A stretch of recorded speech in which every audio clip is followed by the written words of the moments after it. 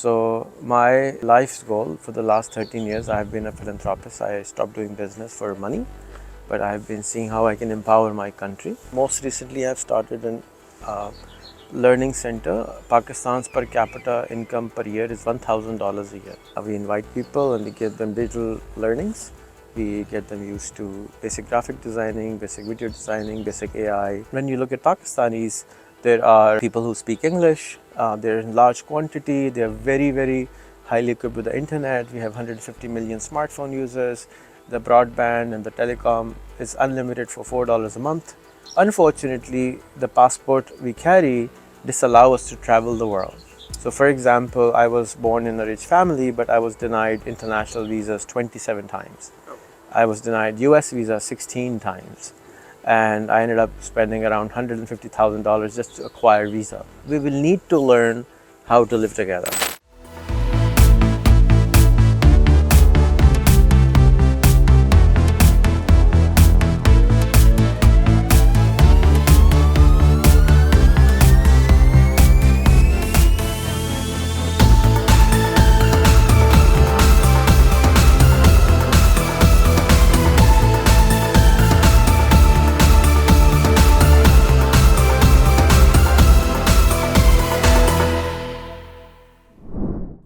So thank you so much, Cillian, for introducing me to Peter. And this is the office for Halmstad, headquarters, not Halmstad.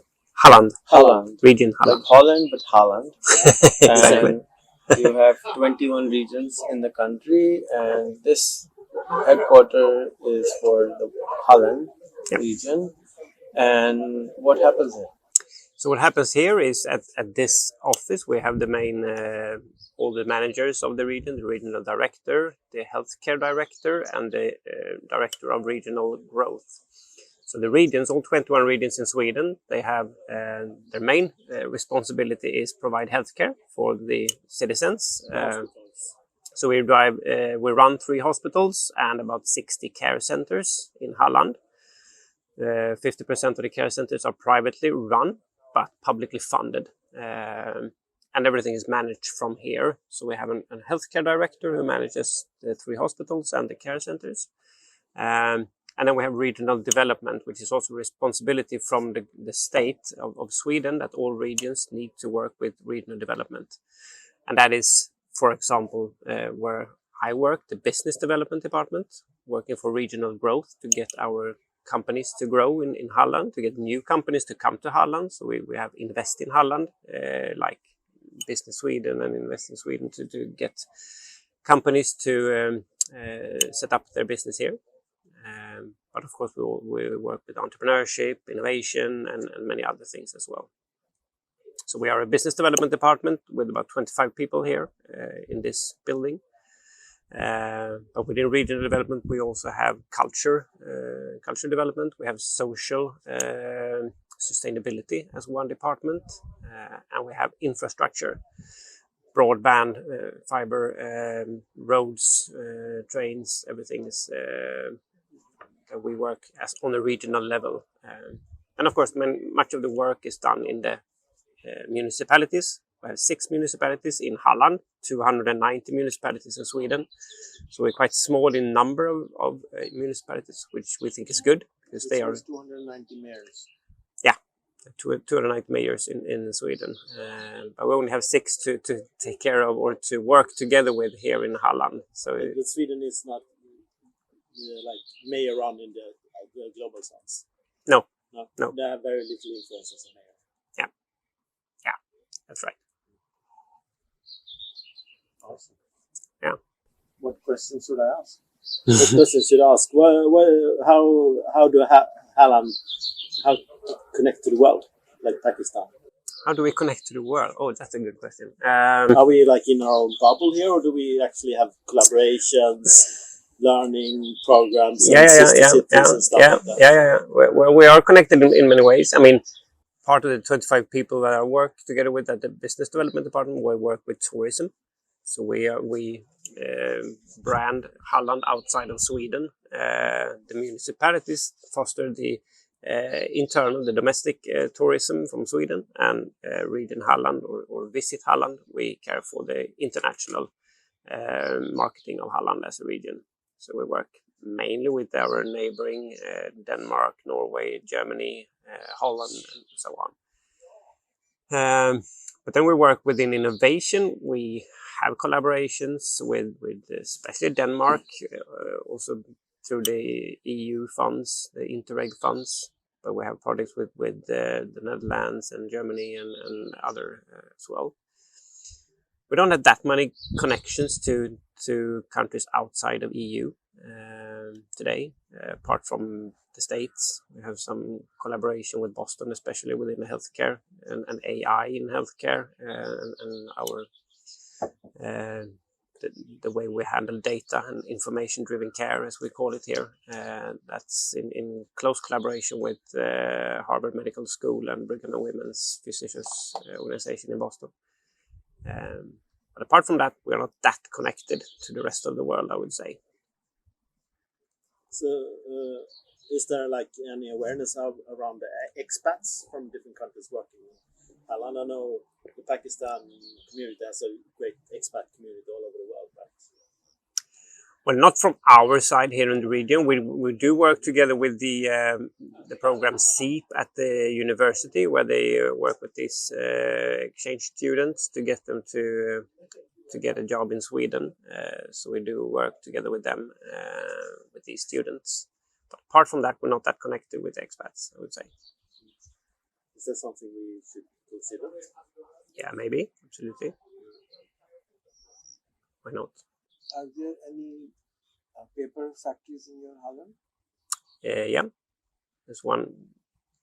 Not so big anymore. It used to be one of the biggest in Sweden, but they have declined because paper manufacturing isn't a rising business; it's a declining business. So they closed down 3 or 4. It's Hylte. It's Stora Enso is the owner. They moved to Indonesia. Yeah. So actually, I think they just sold the paper mill in Hylte now to a Swedish company called Swedish Timber, who purchased the plant in Hylte. In Bua? Bua is Södra Cell. So Södra is one of the biggest forest owners in Sweden, and they have a not paper production but pulp production plant in the northern part of Halland, which is I think is the biggest in Sweden. They just invested like 5 billion Swedish krona in the plant they have there, so they're quite big. Do you have any forest plantation companies like this one? Yeah. Apart from Södra, I would say we have some smaller ones, but I'm not that connected to them, so I'm not entirely sure of how many we have. But of course, we have quite a lot of forest in Halland as well. Even if we are a coastal region, especially within the inner municipality Hylte, we have a lot of forest. But also the coastal municipalities have forest as well. Any bicycle companies? Yeah, we have Nordic Cycle Europe, one of the largest in Europe. They have a production plant in Varberg. Yeah. Can we visit them? Do you have any connections at Cycle Europe? Probably. Yeah, I guess we could get some connections to them as well. I know my colleague Ellen has worked a lot with Cycle Europe. Because mobility is one of our... I don't have any on LinkedIn. If you can connect us, will be great. Yeah. So my family is in paper business. Okay, yeah. All our life I grew up watching paper reels from Okay. Oh, okay. And Stora and all these like that. Yeah. Household names for me. Yeah. Cool. So yeah. Thank you. Stora Enso might be interesting to visit because since the decline in paper production and the market for paper, because they make newspaper paper mainly. That's all we imported. Yeah, okay, yeah. My father was the biggest importer of newsprint in Pakistan. Oh, really? And when that declined, the market, they actually, when they closed down 2 lines at the Hylte plant, they started up a new production of... what you call that? biocomposites. So it's plastic and paper in a new kind of materials. So they have an innovation department there working on these new materials. That could be interesting to visit. All right. So my name is Rehan. I'm originally from Pakistan, and my family was in paper business. My father started that, and he became the #1 supplier of newsprint paper to the country. And the other 75% are my uncles, his brothers. So all my life I grew up about learning about Sweden and the markets. Unfortunately, my father has never been here, so I would love for him to come and visit. I have done a lot of businesses, and most recently I've started an learning center. Pakistan's per capita income per year is $1,000 a year, and Sweden is $55,000 a year. So my life's goal for the last 13 years, I've been a philanthropist. I stopped doing business for money, but I've been seeing how I can empower my country. So the latest thing I have had is I've created a physical center like your space, and we invite people and we give them digital learnings. We get them used to basic graphic designing, basic video designing, basic AI, and with the help of ChatGPT and other AI tools, we help them create amazing videos at a very low end pricing, so that they can become virtual assistants initially as interns for people around the world to empower them. And so a friend of mine started doing this 2 years ago, and he made it into a multi-million-dollar, $18 million in 2 years' time by providing human resources online, remote first kind of job. Like after Corona, people are ready to accept remote people. So he had 200 people, right? But I have 250 million people I want to help. So I'm very keen on, I went to your startup center. It's a phenomenal space. I also went to other places, and I think there's a lot of community. There's around 40,000 Pakistanis here. So I want to help them start a remote first human resource companies. I want to help at least 100 new companies start in Sweden, who we can help train staff in Pakistan, designed for your needs. And then once they're designed for your needs, they pass your particular test, and then you hire them for starting at only $500 a month to $1,000 a month to $2,000 a month. And as they grow their classes, they can kind of compensate each other. Now, in a traditional sense, I think it would be against a government to do this, because they would say, "Oh, it will take our jobs." But in the new world we live in a post COVID, where everybody's super hyper connected and we're living all on WhatsApp and Facebooks and LinkedIn's and Zoom, I think we will need to learn how to live together and how to use the best of our minds and of our resources to create a phenomenal economy for the planet Earth. As Cillian calls this place Spaceship Earth, I want to see what part of the Spaceship Earth is the best in what. So when you used to be in innovation space, you were putting people in different verticals together so that the startup does amazing job, because not everybody can do the same thing. They look at the things in a different way. So when I look at the planet, when you look at Americans, they are phenomenal at marketing. When you look at the Chinese, they're phenomenal at creation of the product. When you look at Swedish, I think you guys are the most empathetic people on the planet right now. And when you look at Pakistanis, there are people who speak English. They're in large quantity. They're very, very highly equipped with the internet. We have 150 million smartphone users. The broadband and the telecom is unlimited for $4 a month. And everybody has access to the broadband. It's a very pro-solar country. So, but it's at the same time, it has 220 universities, around 240 incubators as a country. So thousands of startups are popping up. But unfortunately, the passport we carry disallow us to travel the world. So for example, I was born in a rich family, but I was denied international visas 27 times. I was denied US visa 16 times. And I ended up spending around $150,000 just to acquire visa to the US.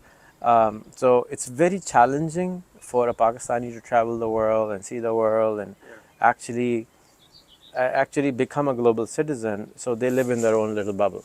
So this is my way of when you work. Say you had 3 virtual assistants on your WhatsApp. You are talking to them, and over the next 6 months, you give them small little tasks. Okay, Google this for me, find the report for me, make this thing for me, and they will start Googling more about Sweden. They will start knowing you more, and then they will be kind of like your apprentices. And since you have you have even now hundreds of people working under you, they look up to you. They become like you. Even if you're not trying, they become like you because they're like, wow, I have this amazing job. I really want to become like him. But right now, that is only happening within the physical space. What if it could happen in the remote space? So you have now apprentices all over the planet, or starting with Pakistan, and slowly these humans become more interconnected, and from being a Swedish or a Pakistani, they actually become earthlings, right? And that's what I'm interested in more, that we can connect these humans together so that they can co-create something amazing. One of my best friends was from Florida, and she helped me become the person I am. And she helped me start my business in the U.S. I was a totally different, living in a bubble kind of person. But then she helped me see the world in a different way, all on the internet. Even though I couldn't travel, we were talking so much that I actually slowly started to understand. Even though back then there was no Skype, we were just emailing like 50 times a day. There was no instant messenger. We were just emailing a lot. So it helped me evolve as a person. I would like more of this to happen. So for this purpose, I have created a virtual incubator already. I have a physical space for a physical incubator in Pakistan, but I would like to partner with some city or some company or an organization which can do this. So I was here in Sweden. I was in Rogunda. I don't know if you know this. Right above Bertola, there's a small little town, rural town. Yeah, and I almost bought a building for this purpose, and it was available for sale with like 24-room building and 2 houses for like 40,000 euros. It was like a joke. I was like, okay, fine, it's rural, no problem. I will still take it. Everybody scared me. Don't take it. It's really horrible. It's in the middle of nowhere. Nobody will come. I said, I don't care. If I really wanted to have it. But you have a big country. The Nordics is a huge region and very small population. If we can somehow co-create a better planet, I think there might be everybody can win. So that's my huge interest. I have no idea who I can collaborate with, who can I work with, if people will accept it as a reasonable proposal, or they're like, oh, we want to protect our own people. So I really don't know how you will take this or others will take this, but I'm very keen on exploring the possibility of really being, being humans first. I know for sure, for a fact, that if refugees come to your country, you really take good care of them. I was at the center earlier where he's getting his training. There were signs in Arabic, which means. And then when I was Roganda, there was like 3 Muslim families, and the meat there was halal, which is like kosher. I was like, what? It's like middle of nowhere, and you're making sure that you accommodate humans on a human level. So, as I said, I think Sweden and Nordics is like beautiful heart right now. But I don't want to take advantage of anything. But I want to see if we can co-create something beautiful. That's what I'm thinking. I have been for the whole week. I was in Oslo, and I was meeting a lot of Pakistanis who do charity. And I was telling them, stop sending them money, hire them. So if you're disabled, or you're a widow and you have 4 children, you can still work for 3 hours a day. So pay them 50 euros, which you're giving them as charity a month, as a job. So now over the next 3 months, they will become not $50 worth, they will become €100 worth, then €200 worth, and their kids will help, and then they will start learning things together with you. You literally become a family. So that's my, I'm hoping, I have, again, as I said, I have no idea how to do this, but it hurts me to see that the amount I spend in a day over here living in a hotel and eating, they earn like in a month. And they have 6 kids, and I don't know how they live their life. So if you have some ideas on this, on how we can scale this, or start small even, I don't really mind.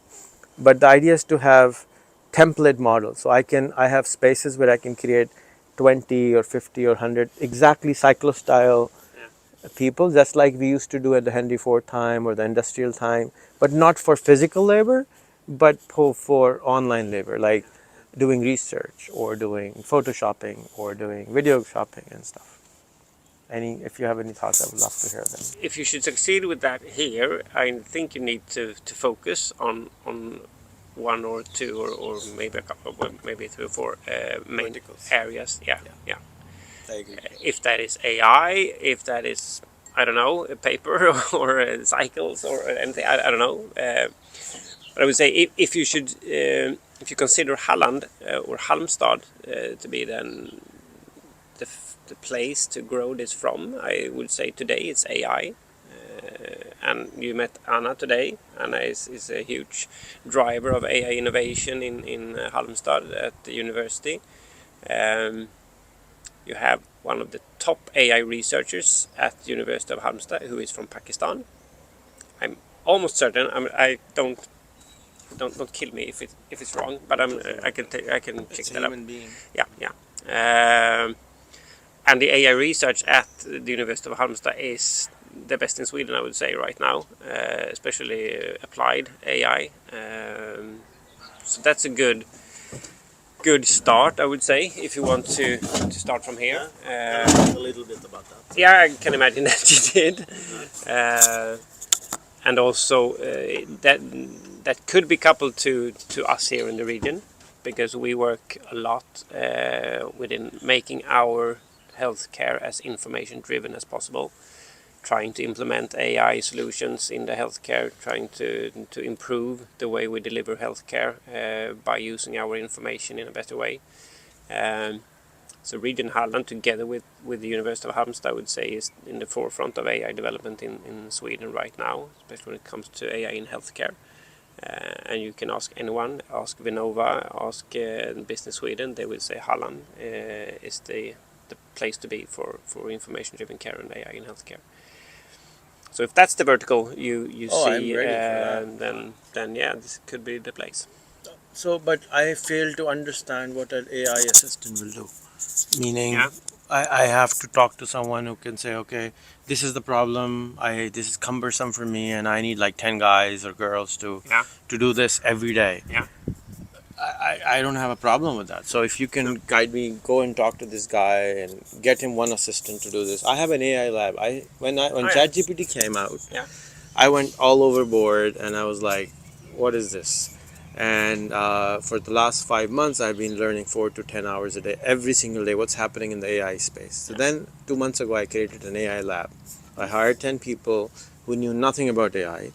And just learned online, because I did not want them to have any biases. I want them to have like a clean paper, and then their job is basically to discover what's happening in the AI space, learn it, and then create YouTube videos about it, and then teach it to other people.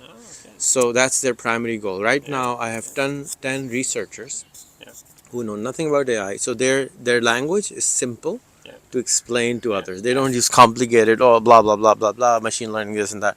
No, they're using very simple terminologies to explain how the AI works, how this particular app works, how this particular app works. So we're doing this already. So I also run a school like high school, where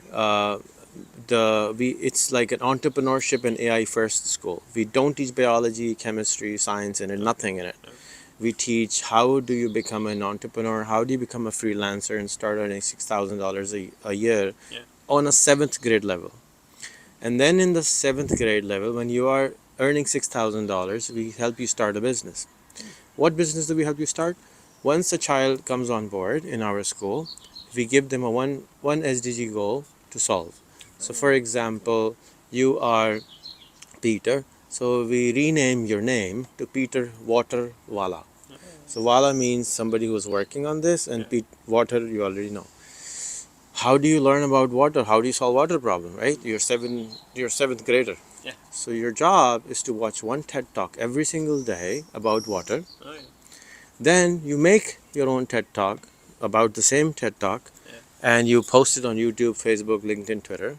Then you tag the original TED Talker and ask them, "Sir, I have made this video. I would love your feedback." Oh, yeah. Now the original TED Talker says, "Oh, who is this child watching my video?" Yeah. So we try to make them connect with each other.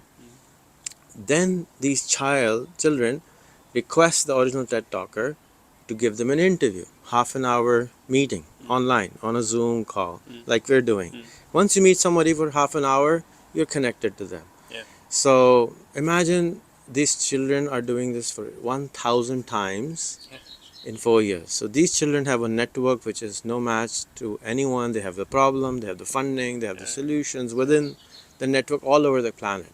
And then we help them to start a startup within that problem space, no other space. So you have to solve a water problem. You decided to solve a water problem. Yeah. So now use business for solving the problem. So that's how we are doing the school part of it. And then we're using the AI lab to create courses and others. So what will happen? What should we offer as an AI assistant? So I really don't know what an AI assistant would look like. What is it that, if you need Python developer, if you need, I don't know what you need really. When it comes to Python developer and software engineering side, on the government of Pakistan level, we're producing around 5 million Python developers at the moment. So it's been happening for the last 4 years, and it's totally focused toward, it was more towards metaverse, now it's towards AI. The total education is free. The examinations happen in stadiums because there's so many people. You should Google it, and then it's happening already. So if you need Python developers, sure, I can bring that on board.